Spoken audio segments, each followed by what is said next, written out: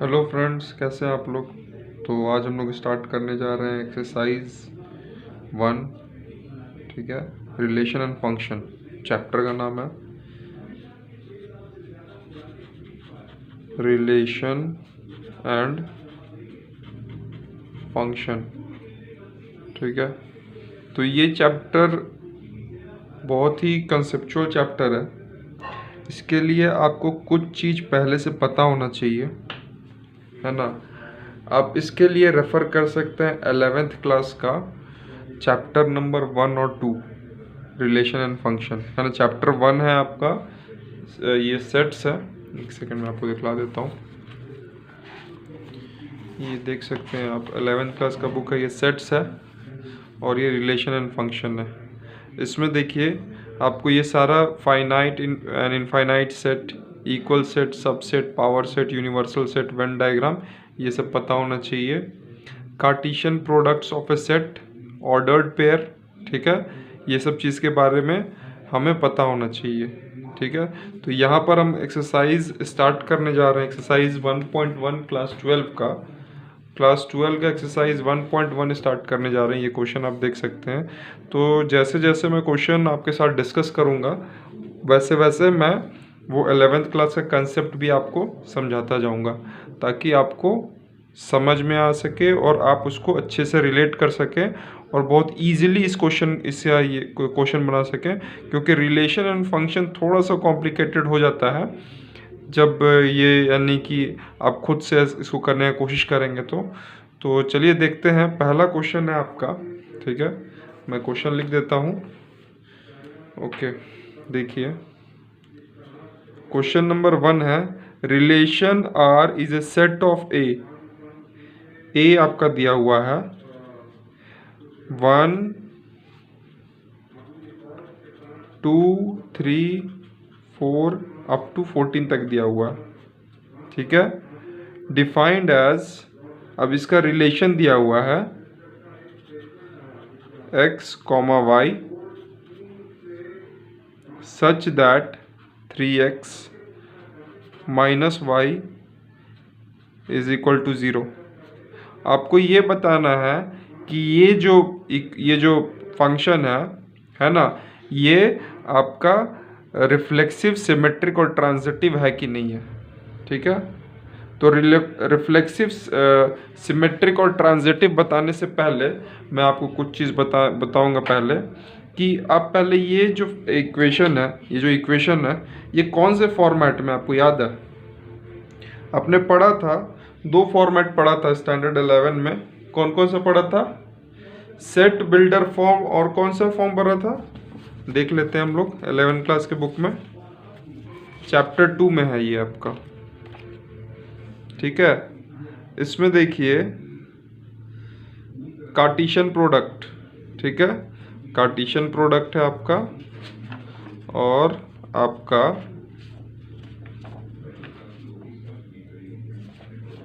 एक set builder form था और दूसरा कौन सा फॉर्म था, एक सेकंड में बता देता हूँ आपको, रोस्टर फॉर्म, है ना, ये रोस्टर फॉर्म। ठीक है, तो 2 फॉर्म है, इसको मैं साइड में लिख लेता हूँ, सेट बिल्डर फॉर्म और roster form. Set builder form और क्या दूसरा, रोस्टर फॉर्म। ठीक है, अब देखिए ये जो लैंग्वेज में लिखा रहता है इसको क्या बोलते हैं, इसको बोलते हैं रोस्टर फॉर्म, इसको बोलते हैं सेट बिल्डर फॉर्म। क्या बोलते हैं? Set builder form. ठीक है, और ये जैसे नंबर में दिया हुआ तो इसको क्या बोलेंगे, रोस्टर फॉर्म बोलेंगे। तो ये जो आप सेट बिल्डर फॉर्म में है, इसको आप कोशिश कीजिए इसको रोस्टर फॉर्म में कन्वर्ट करने का, तब आपके लिए थोड़ा सा इजी हो जाता है। ठीक है, तो यहाँ पर आपका दिया हुआ है ए का जो लिमिट है वो कहाँ तक है, मैक्सिमम लिमिट कहाँ तक गया है, 14 तक गया हुआ है। यहाँ आपका रिलेशन दे दिया है कि रिलेशन जो है वो x और y के बीच में है और 3x minus y is equal to 0 है। ठीक है, तो आप देखिए कि जब आप x को 1 डालिएगा, यहाँ पर जब आप x को 1 डालिएगा, है ना, तो 3 1 जा 3, तो y को क्या चाहिए आपको, 3 चाहिए, तभी ना 3 - 3 = 0 होगा। या 3x = y भी अगर आप लिखते हैं तो x = 1 अगर हम लेते हैं तो y क्या हो जाएगा, 3 हो जाएगा। ठीक है, तो इसको क्या बोलते हैं, इसको क्या बोलते हैं बताइए? इसको ऑर्डर्ड पेयर बोलते हैं। क्या बोलते हैं? Ordered pair.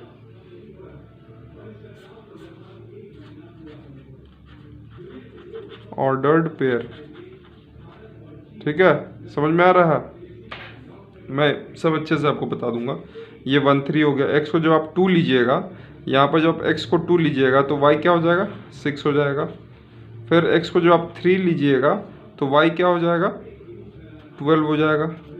4 आप लीजिएगा, ठीक है, 3 4 ज़र, अच्छा 3 लीजिएगा तो 9 हो जाएगा। ठीक है, 4 लीजिएगा तो क्या हो जाएगा, 12 हो जाएगा। 5 लीजिएगा तो क्या हो जाएगा, 15 हो जाएगा। लेकिन इसका जो मैक्सिमम लिमिट है 5 नहीं ले सकते हैं। देखिए, अगर हम 5 लेते हैं, फॉर एग्जांपल अगर 5 लेंगे तो ये क्या हो जाएगा, 15। ठीक है, तो इसको हम लोग नहीं ले सकते क्योंकि ये 14 से बाहर चला गया। 14 से बाहर चला गया तो आपका लिमिट क्या है, यहीं पे बंद हो गया। समझ में आ रहा है? अब देखिए, अब आपने 11 क्लास में क्या पढ़ा है, कार्टेशियन प्रोडक्ट।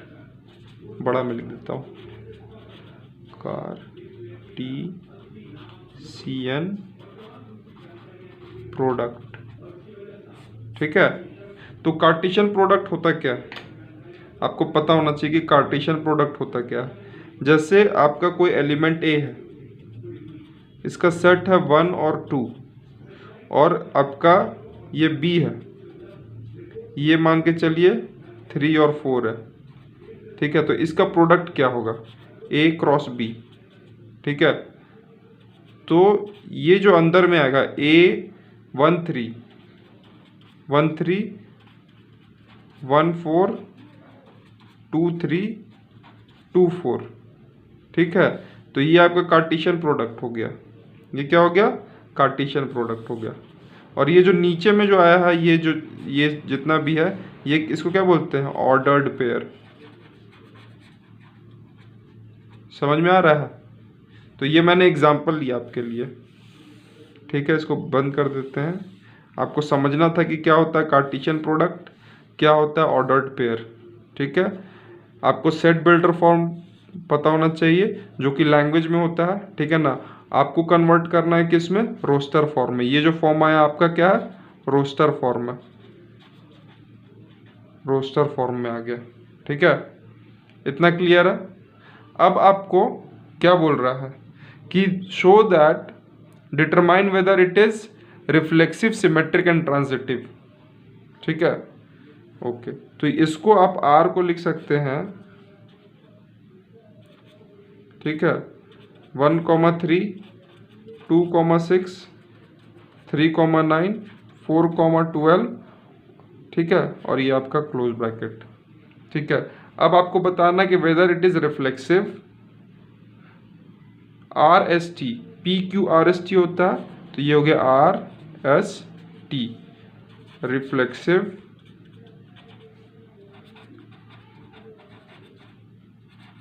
Symmetric transitive. ठीक है, रिफ्लेक्सिव, सिमेट्रिक और ट्रांजिटिव। अब होता क्या इसमें अंतर,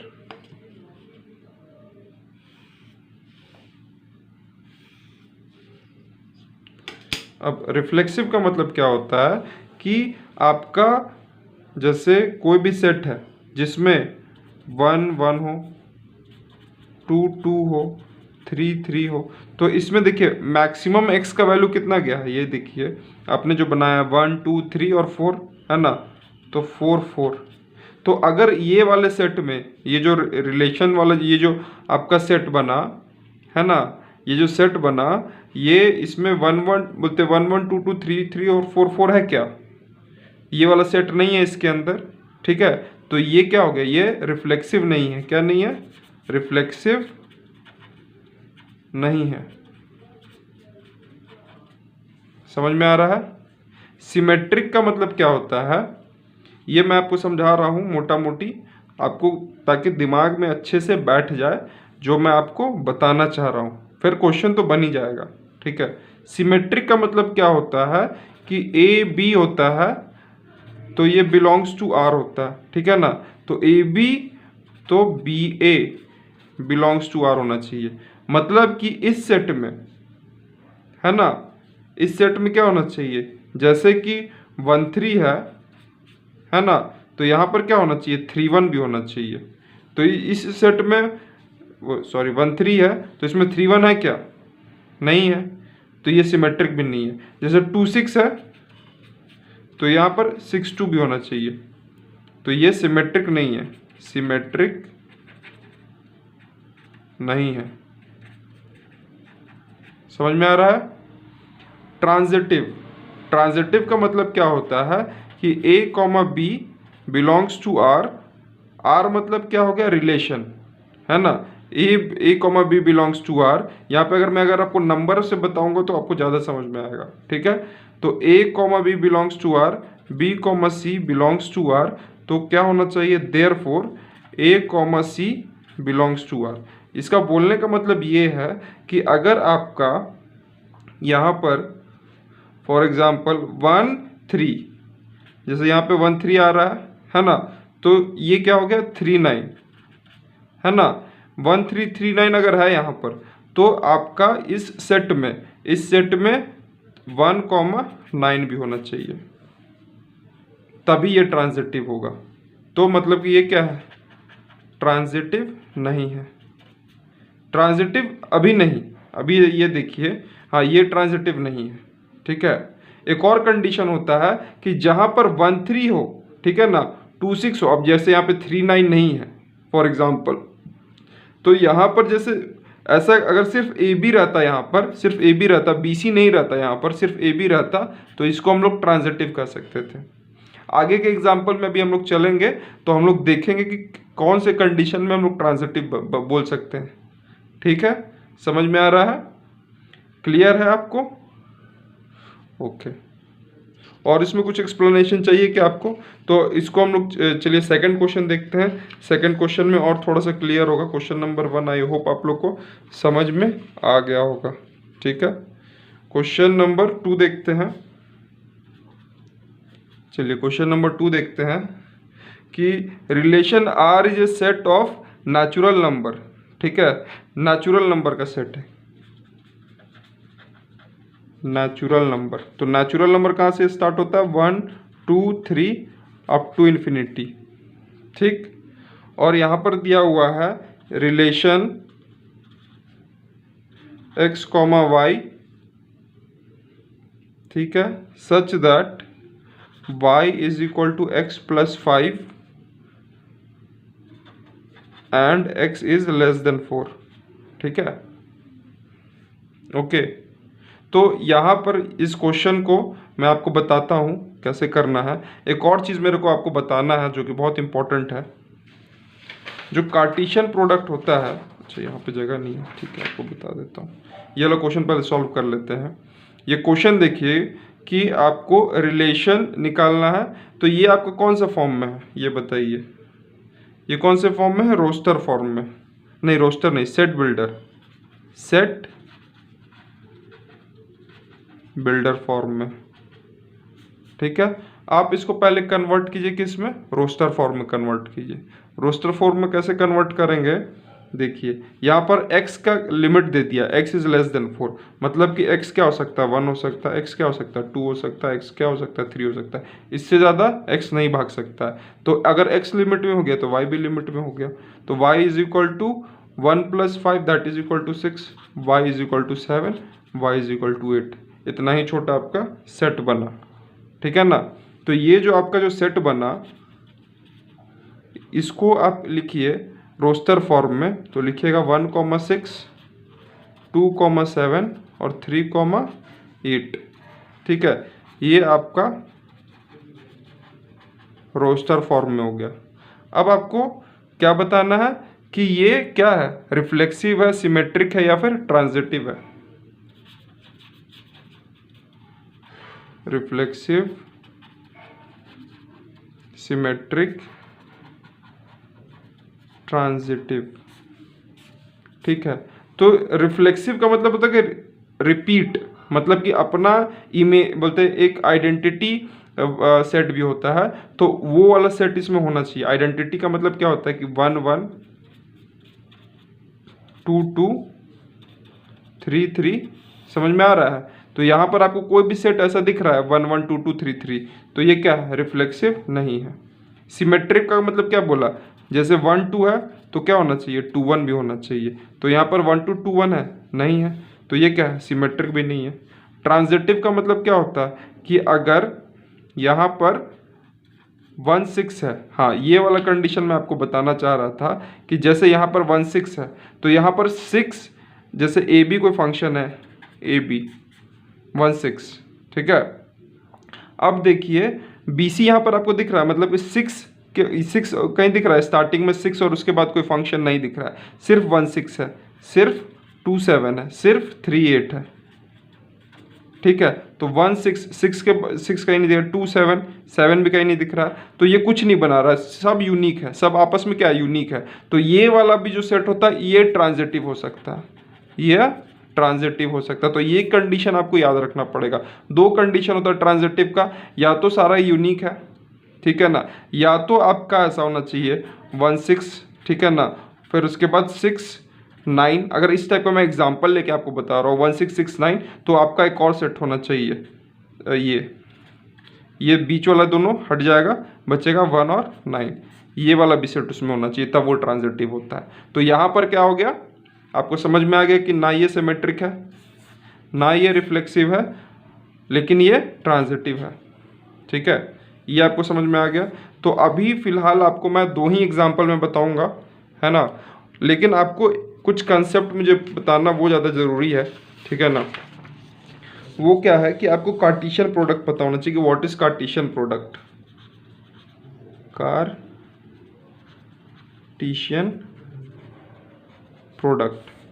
कार्टेशियन प्रोडक्ट जैसे मैंने आपको बोला कि आपका जैसे 1 2 3 ये कोई सेट ए है, ठीक है ना, और सेट बी है आपका, मान के चलिए क्या 4 5 6, ठीक है।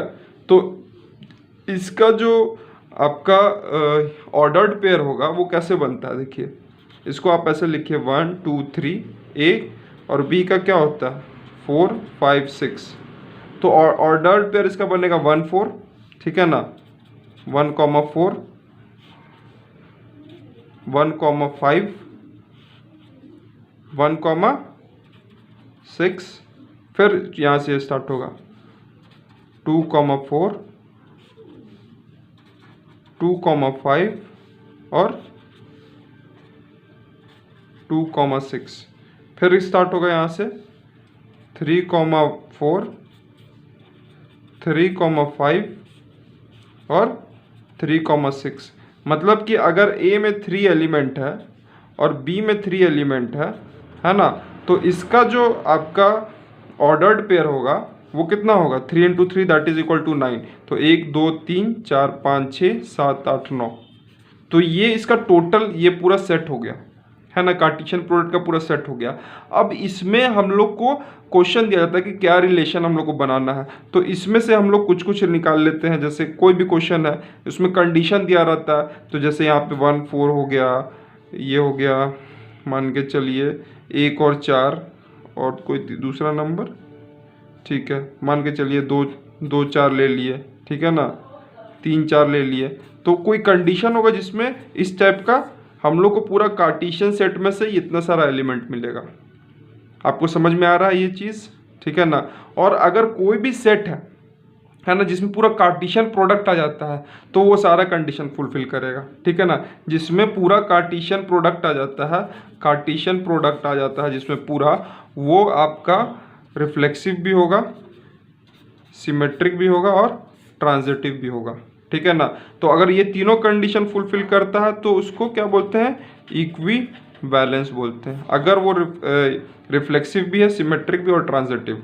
रिफ्लेक्सिव का मतलब आपको समझ में आ गया होगा, क्या होता है कि अगर 1 1 है, 2 2 है, 3 3 है, इस टाइप का सेट है, ठीक है ना, तो वो क्या होगा, लेकिन कंप्लीट होना चाहिए। जैसे यहाँ पर 1 2 3 है ना, तो यहाँ पर क्या होना चाहिए यहाँ पर वैसा 1 1 वैसा कुछ नहीं है। जैसे अगर हम कोई दूसरा एग्जांपल ले लेते हैं, फॉर एग्जांपल सेट ए ले लीजिए आपका 1 2 3 और सेट बी ले लीजिए 1 2 3, ठीक है ना। तो यहाँ पर क्या क्या सेट बनेगा, 1 1, फिर उसके बाद 2 2 3 3 तो बनेगा ही, और उसके अलावा जैसे अगर आपका इसमें 1 2 भी इंक्लूडेड है, ठीक है ना, 2 3 भी इंक्लूडेड है, तब भी ये क्या होगा, रिफ्लेक्सिव होगा। समझ में आ रहा है कि मतलब कि इसमें तो ये 3 होना ही चाहिए, आइडेंटिटी ये 3 सेट होना चाहिए, उसके अलावा कुछ एक्स्ट्रा भी है तो वो क्या हो जाएगा, रिफ्लेक्सिव। लेकिन अगर कुछ एक्स्ट्रा है और ये 3 सेट नहीं है तो फिर वो क्या होगा, रिफ्लेक्सिव नहीं होगा। सिमेट्रिक का मतलब क्या होता है कि कोई भी सेट में अगर 1 2 है ना, जैसे यहाँ पर सिमेट्रिक 1 1 क्या है, सिमेट्रिक है, 1 1 का उल्टा क्या होगा, 1 1 तो है ही, 2 2 का उल्टा क्या होगा, 2 2, 3 3 का उल्टा क्या होगा, 3 3, तो ये क्या है, सिमेट्रिक। अब जैसे यहाँ पर 1 2 है ना, तो जैसे यहाँ पर देखिए 1 1 1 2 है ना, तो आपका ये देखिए यहाँ पर 1 1 बीच वाला उड़ा दीजिए, 1 1 उड़ गया, 1 2 सेट है, यहाँ पर देखिए 1 2 सेट है, ठीक है ना। यहाँ पर देखिए 1 3, तो 1 1 1 3, तो 1 1 बीच वाला उड़ा दीजिए, 1 3, तो 1 3 जैसा कोई सेट है यहाँ पे 1 3 है। समझ में आ रहा है, ओके। अब ट्रांजिटिव, ठीक है ना, ये आपको समझ में आ रहा होगा। ट्रांजिटिव मैंने क्या बताया कि अगर कोई भी एकदम यूनिक सेट है, यूनिक सेट मतलब कि जैसे एक तो अभी मैंने क्वेश्चन नंबर 2 देखा है ना, क्वेश्चन नंबर 2 में लास्ट वाले पेज में किया ना हमने, इसमें देखा कि इसमें सारा एलिमेंट क्या है, यूनिक है, सारा एलिमेंट क्या है, यूनिक है, तो वो क्या हो जाएगा, ट्रांजिटिव हो जाएगा। या फिर क्या होगा कि अगर यहाँ पर ए बी कोई सेट है ना, फॉर एग्जांपल 1 और 2 कोई सेट है और 2 3 कोई सेट है, तो फिर ये दोनों क्या है, ये एक रिलेशन है और ये एक रिलेशन है, जिसको हम लोग इससे डिनोट करते हैं, belongs to 1 2 belongs to R, 2 3 belongs to R, ठीक है ना। तो अब मेरे पास एक और सेट होना चाहिए, ये वाले सेट के अंदर एक और सेट होना चाहिए 1 3, ठीक है ना, that also belongs to R, तो वो क्या हो जाएगा आपका ट्रांजिटिव। और जो ये तीनों कंडीशन फुलफिल करेगा वो आपका इक्विवेलेंस होगा, ठीक है। तो ये इंट्रोडक्टरी पार्ट था, बहुत ध्यान से देखिएगा। Okay, thank you very much. और हम लोग अब कंटिन्यू करेंगे एक्सरसाइज को। Okay, please like, subscribe and share my video.